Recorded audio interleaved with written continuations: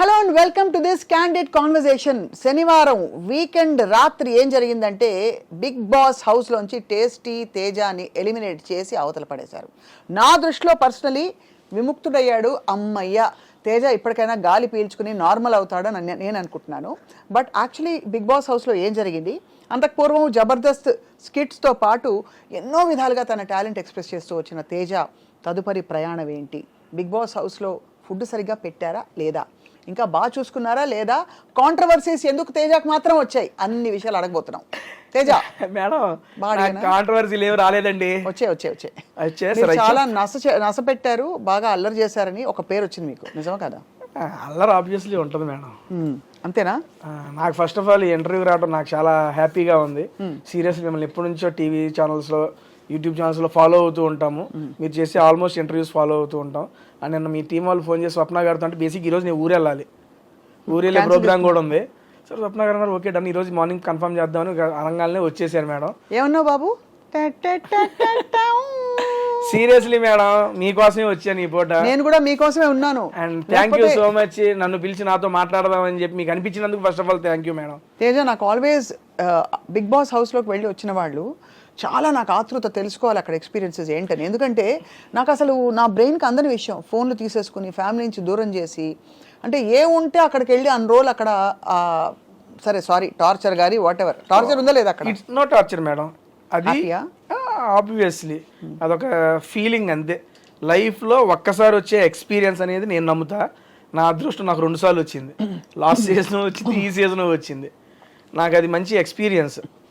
నేను దాంతో చాలా నేర్చుకున్నాను బిగ్ బాస్ ద్వారా. ఎందుకు ఎలిమినేట్ అయ్యారు? ఒక ప్రాపర్ ఓట్ బ్యాంక్ అనేది ఆ ఉన్న వాళ్ళతో పోల్చుకుంటే నాకు తక్కువగా ఉంది. దట్స్ వై నేను ఎలిమినేట్ అయ్యాను. అంతే. బాధ లేదా? లేదండి, సీరియస్లీ. అంతేనా? నేను లాస్ట్ టైము ఎలిమినేట్ అయిపోయిన తర్వాత నెక్స్ట్ డేనే ఫ్యామిలీ వీక్, మా అమ్మగారు ఇంట్లోకి రాలేదని చెప్పి మనసులో పెట్టేసుకున్నా. అది నన్ను సంవత్సరం పాటు వెంటాడింది. ఇప్పుడు కూడా మా అమ్మ వచ్చేసింది, ఇంకా నేను టాప్ 5కి వెళ్ళాలి, విన్ అవ్వాలని అట్లా పెట్టేసుకున్నాను అనుకోండి, జరగకపోతే మళ్ళీ నా వెంటాడుతూ ఉంటుంది. లేదు, తేజగాడు ఎప్పుడు వచ్చిన దాంతో సంతృప్తి పడాలని చెప్పి తెలుసుకున్నా. అంతేనా? అంతే మేడం. ఇప్పుడు లాస్ట్ టైం నేను బాధపడిన దానికి 1 year నేను స్ట్రగుల్ అయ్యా. అవునవును, అమ్మని రానివ్వలేదు కదా, నాగార్జున గారు రానివ్వలేవు అని చెప్పారు కదా అప్పుడు. దానికి అంత స్ట్రగుల్ అయ్యాను, ఎందుకంటే మైండ్లో ఫిక్స్ అయిపోయా ఇది జరగాలి అని పెట్టుకున్నా. జరగకపోతే బాధపడ్డా దారుణంగా. అప్పుడు నాకు దీని ద్వారా ఏం తెలిసిందంటే మన ప్రయత్నం చేద్దాం, జరిగితే ఓకే, జరగకపోతే ఓకే, ఎక్కువ తీసుకోకూడదు హార్ట్గా అనేది తీసుకున్నా. అందుకే ఎలిమినేట్ అయిపోయినా చాలా ఫ్రీగా హ్యాపీగా వచ్చా. బయటకు చెప్పింది ఏంటంటే నేను ఇంట్లోకి ఒక టార్గెట్ పెట్టుకొని వచ్చా, అమ్మని ఇంట్లోకి తీసుకురావాలి అని. అమ్మ ఇంట్లోకి వచ్చిన తర్వాత 2 వారాలు ఉన్నా, టార్గెట్ సక్సెస్ అయిపోయింది. సక్సెస్ జర్నీ ఎంజాయ్ చేసి బయటకు వచ్చా. అంతే. మొత్తం ఎన్ని వారాలు ఉన్నారు ఈసారి? 8 వారాలండి. చాలా పెద్ద టైం. బేసిక్గా లాస్ట్ టైం 9 వారాలు ఉన్నా. 9 వారాల కన్నా 8 వారాలు నాకు అసలు మామూలుగా కాదు. మీరు అలా 2 సార్లు ఎలా ఇన్ అండ్ అవుట్ అయ్యారు 2 సీజన్స్లో? అప్పుడు అవకాశం వచ్చింది. ఇప్పుడు వైల్డ్ కార్డ్ వెళ్ళారు. అవును, వైల్డ్ కార్డ్ ద్వారా ఇప్పుడు అవకాశం వచ్చింది. ఇప్పుడు దాకా తెలుగు బిగ్ బాస్ చరిత్రలో ఎక్స్ కంటెస్టెంట్స్ ని, అంటే ఆల్రెడీ ఒక్కసారి బిగ్ బాస్కి వచ్చిన కంటెస్టెంట్స్ మళ్ళీ తీసుకోవాలా. అదే అంటున్నాను, మీకు ఎలా వచ్చింది అదృష్టం అని. బిగ్ బాస్ తలుచుకున్నాడు, అవకాశం ఇచ్చాడు, వెళ్ళిపోయాను. వచ్చిన అవకాశాన్ని వినియోగించుకున్నానని నేను అనుకుంటున్నాను. ఇంతకీ మీ జీవితంలో బిగ్ బాస్ ఎవరు తేజ? ఎప్పటికీ అమ్మే బిగ్ బాస్ నాకు. అమ్మాయినా? సో వచ్చిన తర్వాత బయటకు వచ్చాక ఎలిమినేట్ అయ్యి ఫస్ట్ ఏం చేశారు? మీకు చెప్పారు మీరు ఎలిమినేట్ అయిపోయారని, బయటకు వచ్చారు. ఫస్ట్ మీరు చేసిన పని ఏమిటి? తినడమా, ఎవరిని ఫలానా వాళ్ళని చూడడమా? అదే లేదు, ఫస్ట్ వాళ్ళకి ప్రాసెస్ ఉంటుంది. ఎలిమినేట్ అయిపోయిన తర్వాత వాళ్ళకి ఒక ఇలాగే తీసుకెళ్తారు. అదే ఇంటర్వ్యూ ఉంటుంది. ఇంటర్వ్యూ అయిపోయిన తర్వాత మన ఇంటికి పంపిస్తారు. నేను ఇంటికి వచ్చే టైంకి ఆల్మోస్ట్ ఒక 200 మంది జనాలు వచ్చి ఉన్నారు మా ఇంటికాడికి, మీడియా పర్సన్స్ వాళ్ళు వీళ్ళు. నేను చూసి ఓకే, ఫస్ట్ టైము నేను ఎక్స్పెక్ట్ చేయాల. లాస్ట్ టైం కూడా చాలా మంది వచ్చారు. నేను ఈసారి ఏమనుకున్నానంటే ఆల్రెడీ ఓసారి వెళ్ళొచ్చాడు, మళ్ళీ జనం ఎందుకు వస్తారులే, నా పాటికి నేను వెళ్ళిపోదాం అనే ఆలోచనతో ఉండగానే ఇంటికి దూరంగా ఒక 500 meters దగ్గర నుంచి రోడ్డు వారికి నుంచొని ఉన్నారు. అమ్మా మళ్ళీ వచ్చారు జనాలు అంటే పర్లా, మనం కాస్త అట్రాక్ట్ చేసాం, వీళ్ళు ఎంటర్టైన్ చేసామని అప్పుడు నమ్మకం వచ్చింది. ఎందుకంటే దట్ ఈస్ ద ఫస్ట్ నేను ఆడియన్స్ని ఫేస్ చేయడం. అవును, అంతమంది అన్న తేజ అన్న బాగున్నావు అన్న బాగా ఆడామన్నా, ఈసారి టాస్క్లు ఆడాం, ప్రతి ఒక్కళ్ళు చెబుతుంటే నాకు భలే హ్యాపీ అనిపించింది. అట్లా 500 meters జనాలతో వాళ్ళే తీసుకెళ్లారు ఇంటి దాకా వెళ్ళాక ఆ మీడియా ఇంటరాక్షన్ అంతా అయిపోయిన తర్వాత మా మదర్ని ఫాదర్ని కలిసి వాళ్ళు సూపర్ హ్యాపీ. అడిగా అమ్మ ఎలా అనిపించిందంటే, హ్యాపీరా, నువ్వు అనుకున్నది చేసుకున్నావు, ఇంక అంతకు మించి ఏం అవసరం, నువ్వు హ్యాపీ కదా అని అడిగింది అమ్మ. సూపర్ హ్యాపీ అన్న, ఇంకంతకంటే మాకేం కావాలి పా అని చెప్పి బైక్ వెళ్ళి కాస్త. నిజానికి తేజ మీకు అడ్వాంటేజ్ ఉండేది, బికాస్ మామూలుగా వెళ్లే ముందు ఫస్ట్ టైం వెళ్లే వాళ్ళకి లోపల ఏం జరుగుతుందో తెలిసినా తెలీదు. మీరు లాస్ట్ టైం వెళ్ళొచ్చారు కాబట్టి ఒక ఐడియా ఉంది.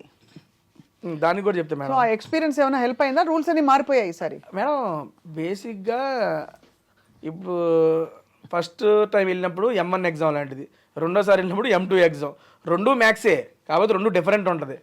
సేమ్ క్వశ్చన్ పేపర్ రాదు, but different question paper, different answer రాయాలి. ప్రతిరోజు ఒక కొత్తగా ఉంటుంది మేడం. బిగ్ బాస్ సీజన్ 1లో నేను నేర్చుకున్నది, నేను వెళ్ళిన సీజన్ ద్వారా, సీజన్ 7 ద్వారా నేను నేర్చుకుంది, మొహమాట పడకూడదు అండ్ అందరినీ సాటిస్ఫై చేయాలని ట్రై చేయకూడదు. అవును, ఈ రెండు నేర్చుకున్నా నేను. అది ఓన్లీ బిగ్ బాస్ ద్వారా నేర్చుకున్నా. నాకు ఇదివరకు మొహమాటం, ఇప్పుడు వాళ్ళు ఏమైనా అనుకుంటారా, వీళ్ళు ఏమైనా అనుకుంటారని, సర్లే వాళ్ళకి ఇలా చెప్పాలి, వాళ్ళని కంట్రోల్ చేయాలి, ఆ సెన్స్ ఉండేది నాకు. సీజన్ 7లో ఈ రెండు, అరే మనం మనుషులం రా, అందరినీ సాటిస్ఫై చేయలేమురా, నువ్వెందుకు అందరినీ సాటిస్ఫై చేయాలని చూస్తావు అని నాకు నేను తెలుసుకున్నా. అండ్ దేనికి మొహమాట పడకూడదు, మొహమాట పడితే మనకు వచ్చే ఆపర్చునిటీస్ తగ్గిపోతాయి అనేది కూడా తెలుసుకున్నా. ఆ రెండింటిని ఈ సీజన్లో నేను ఇంప్లిమెంట్ చేశాను. రైట్. అండ్ ఈ సీజన్ ద్వారా నేను తెలుసుకుంది ఏంటంటే, వచ్చిన దాంతో సంతృప్తి పడు, అది రాలేదు ఇది రాలేదని ఏడిచ్చావాక, అదొకటి తెలుసుకున్నా. ఈ మూడు నేను ఇప్పుడు లైఫ్లో ఇంప్లిమెంట్ చేయదలుచుకుంటున్నాను. చాలు, అంతే. ఈ నేర్చుకున్నానండి నేను. ఏం వంటలు చేశారు బిగ్ బాస్ హౌస్లో?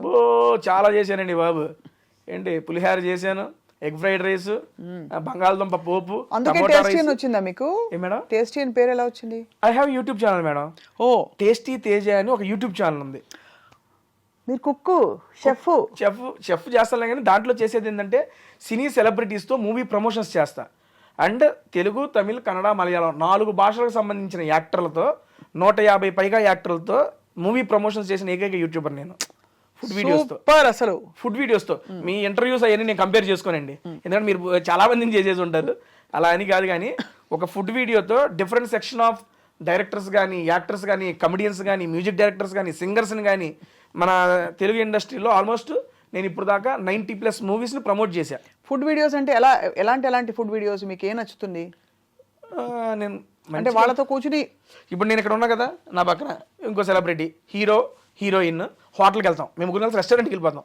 రెస్టారెంట్కి వెళ్ళి ఆ రెస్టారెంట్లో ఏంటి వెరైటీస్ ఆఫ్ ఫుడ్ అని మేము ముగ్గురు కలిసి టేస్ట్ చేస్తూ తినుకుంటూ we will chit chat about the movie, about their personal life. భలే సూపర్ ఐడియా, భలే మీకు వర్కౌట్ అయిపోయింది. టాలెంట్ ఎలా వచ్చింది తేజ మీకు ఆ ఇన్స్పిరేషన్? బేసిక్గా నేను జబర్దస్త్లో అదిరే అభి గారు నాకు ఫస్ట్ అవకాశం ఇచ్చారండి. దాంట్లో అన్న టీంలో నేను జస్ట్ 9వ వాడిగా 8వ వాడిగా ఎంటర్ అయ్యాను. ఒక 2 ఇయర్స్ 3 ఇయర్స్ టైం పట్టింది నాకంటూ. ఒరే తేజ అనేవాడు ఒకటి చేస్తున్నాడు అంటారా. 2016లో వెళ్ళాను నేను అభి అన్న దగ్గరికి. నాకు 2018లో తేజ వీడు ఒకడు ఉన్నాడు అని చెప్పి జనాలకు తెలిసింది. 2 సంవత్సరాలు టైం పట్టింది జనాలకు తెలియడానికి. అరే ఒక టీంలో ఉన్నానని తెలియడానికే 2 సంవత్సరాలు టైం పడితే, నాకు ఒక ఇండివిజువల్ ఐడెంటిటీ రావడానికి ఇంకెన్ని సంవత్సరాలు టైం పట్టిద్ది. ఆ టైంలో నేను జాబ్ చేస్తూ ఉన్నా. నేను TCSలో సాఫ్ట్వేర్ ఎంప్లాయీ జాబ్ చేస్తూ అభియాన్ దగ్గర జబర్దస్త్ స్కిట్లు చేస్తూ మేనేజ్ చేసేవాడిని. నాకంటూ ఒక ఇండివిజువల్ ఐడెంటిటీ రావాలి, ఏం చేయాలి ఆలోచనతో అప్పుడే యూట్యూబ్ బూమ్ గట్టిగా ఉంది. అంటే ముందు నుంచి ఉంది, మాకు అప్పుడే రిలీజ్ అయ్యాం. అప్పుడు మా జబర్దస్త్లో మహిధర్ అని ఉన్నాడు, అరే యూట్యూబ్ చేసుకోవడం మంచిగా ఉంటుంది అంటే, సరే యూట్యూబ్ చేద్దాం, ఏం పెట్టచ్చు కంటెంట్ అంటే, మనకి ఫుడ్ అంటే బాగా ఇంట్రెస్ట్ అండ్ ఫుడ్ వీడియోస్ చేద్దాము అనే సెన్స్ వచ్చింది. నేను ఒక్కడనే కూర్చొని ఫుడ్ తినుకుంటూ ఉంటే ఎవరు చూస్తారు, నాతో పాటు ఏదైనా కంపెనీ సరదాగా ఫ్రెండ్స్తో వెళ్ళినప్పుడు నవ్వుకుంటూ తింటూ ఉంటాం కాబట్టి నా ఫ్రెండ్స్తోనే స్టార్ట్ చేశా. జబర్దస్త్ యాక్టర్లతో రా మన ఇద్దరం పోయి తిందాం సరదాగా అని చెప్పి కెమెరా పెట్టేవాడిని. అన్నం తింటా ఉండేవాళ్ళు, మాట్లాడుకుంటాం, అవి పెట్టేశాను. నెక్స్ట్ లెవెల్ రీచ్ వెళ్ళినాయి. అస్సలు ఎక్స్పెక్ట్ చేయాల. వెళ్తూ సుదర్శనంతో, మన కమెడియన్ నెల్లూరు సుదర్శన్ గారు ఉన్నారు, ఆయనతో ఒక వీడియో చేసి అది నెక్స్ట్ లెవెల్ వైరల్ అయింది. దాని తర్వాత యూవీ క్రియేషన్స్ నుండి గీతా ఆర్ట్స్ నుండి కాల్స్ వచ్చి మూవీ ప్రమోషన్స్ చేయి మా నువ్వు అని PROలు. అక్కడ నుంచి స్టార్ట్ అయింది మేడం జర్నీ. ఆ జర్నీ బిగ్ బాస్ సీజన్ 7 దాకా తీసుకెళ్ళింది. సీజన్ 7లో నేను చూపించిన పెర్ఫార్మెన్స్ వాళ్ళకి నచ్చి సీజన్ 8లో కూడా మరొక అవకాశం వచ్చేలా చేసింది. మళ్ళీ పిలుస్తారా? ఎక్కువ జనాలు కొడతారు ఈసారి. అంతేనా?